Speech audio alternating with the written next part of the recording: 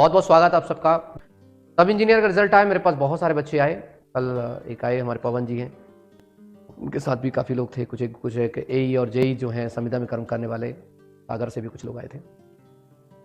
तमाम जो भी भर्ती आती हैं, आप लोग देखते हैं भर्तियों में लोग कुछ ना कुछ ड्रामा करते हैं। और सच बताऊं, मुझे कहने में रत्ती भर फर्क नहीं पड़ता कि जानबूझ कर रिजल्ट में कुछ धांधलियां इसलिए की जाती ताकि कुछ लोगों को फायदा पहुंचाया जा सके।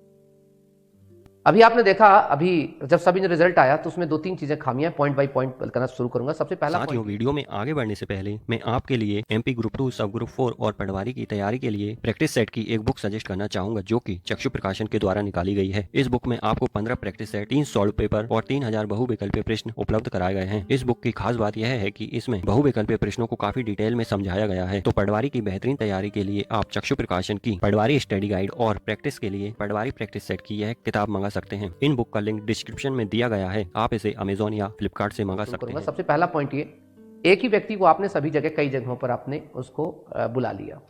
ये गलत है। गलत कैसे हो बताता हूं आपको मैं। उस व्यक्ति ने जो अपनी प्रेफरेंस दी थी, उस प्रेफरेंस के बेस पर आप उसको बुलाना चाहिए था। क्योंकि वो ज्वाइनिंग एक ही जगह करेगा। जब वो एक जगह करेगा, उसके बाद पता नहीं किसको कब बुलाएंगे कब नहीं बुलाएंगे, और अंदर अंदर क्या हो जाएगा मतलब पता नहीं। पहला गलती है इनकी। इनको प्रेफरेंस इसलिए मांगी जाती है बच्चों से। अगर प्रेफरेंस का मतलब क्या होता है? प्रेफरेंस का मतलब होता है कि अगर मैंने पहली प्रेफरेंस दी है तो उसके बाद दूसरी प्रेफरेंस के लिए कोई मतलब नहीं बनता। अगर मेरे पहली प्रेफरेंस मेरे मार्क्स आ रहे हैं तो मुझे उस प्रेफरेंस के तौर पर रख दिया जाए।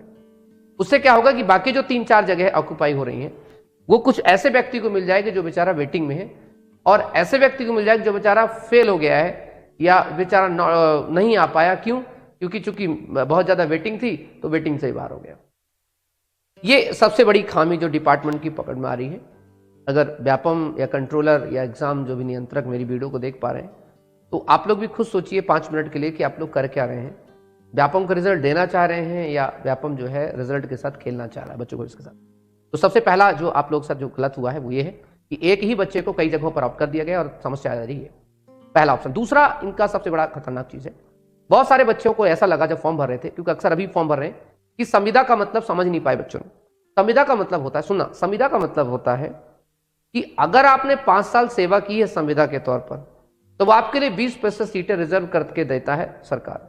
वो सरकारी नौकरी एक्चुअली में संविदा वालों के लिए निश्चित है।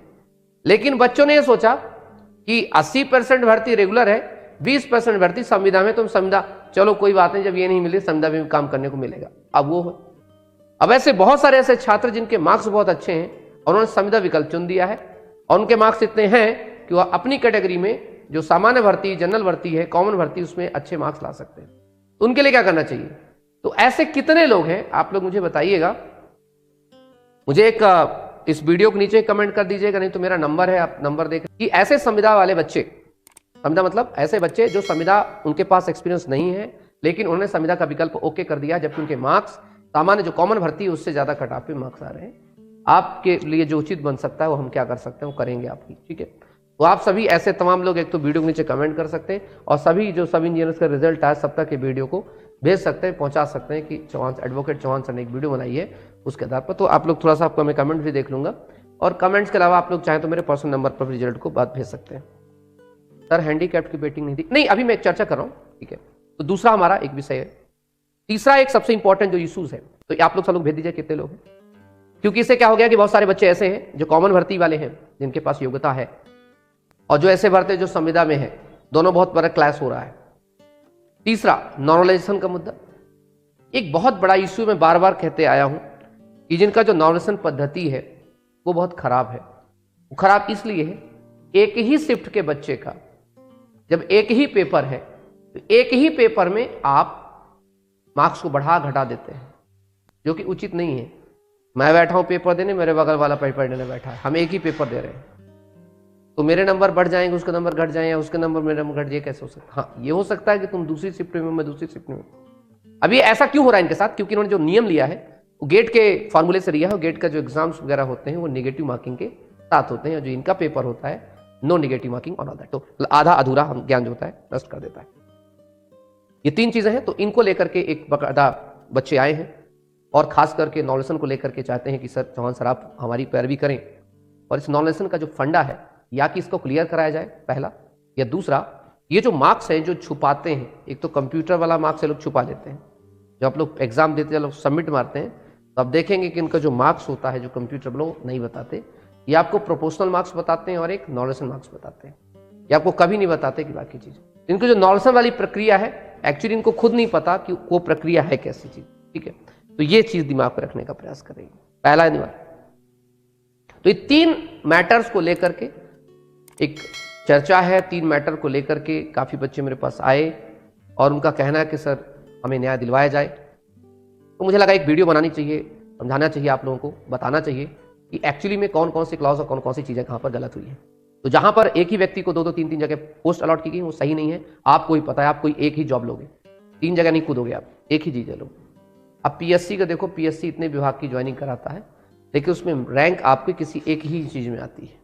या कि अगर डिप्टी कलेक्टर बनते हैं, डिप्टी कलेक्टर नहीं बनते तो आप जो है डीएसपी चले गए, अगर उसकी भी योग्यता नहीं तो और उसके नीचे आ जाते हैं। आपको ऐसा नहीं कि आप एक ही व्यक्ति को डिप्टी कलेक्टर ही बना दे, एक ही व्यक्ति को डीएसपी बना दे।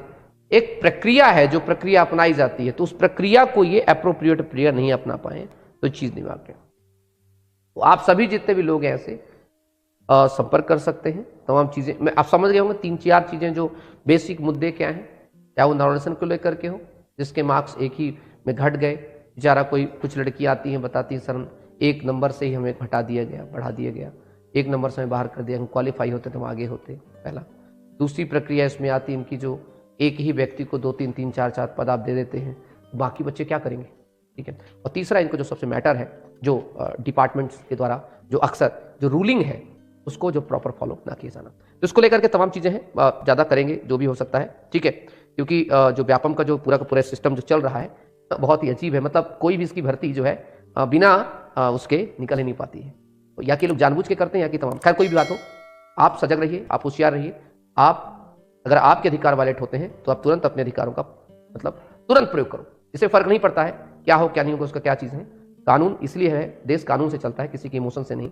आपके हक अगर लिए जाते हैं, आपको लगता है कि आपके हक मारे जा रहे हैं, तो आप article 32 the supreme court, article 226 high court में अपनी जो है चीज़ों को मरवा सकते हैं। इससे भर्ती पर कोई फर्क नहीं पड़ता है, भर्ती चलती रहती है। अभी देख रहे हैं पुलिस में भी केस चल रहा है, लेकिन भर्ती चल रही है, ठीक है। जिनके साथ गलत हुआ था, जैसे रोजगार पंजीयन से गलत हुआ, उनको ले लिया गया, तमाम चीज़ चलती रहती है, ठीक है। तो ये आपके क्वेश्चन से तो बता दीजिए, इसके बाद फिर मैं आगे बढ़ता हूँ। सर जी रिजल्ट डिस्क्वालीफाई है, उसका कुछ चांस हो सकता है क्या जीते? देखिए वो तो डिपेंड करता है कि आपकी उसमें क्या मार्क्सिंग हुई, क्या तमाम चीज़ हुई है ना। सर ज्वाइनिंग के बाद भी बाहर करे जा रहे हैं, रिजल्ट आने के बाद? नहीं, बिल्कुल सही कह रहे हैं आप। Okay, thank you so much, अपना सब लोग ध्यान रखेंगे। Okay, thank you, bye bye.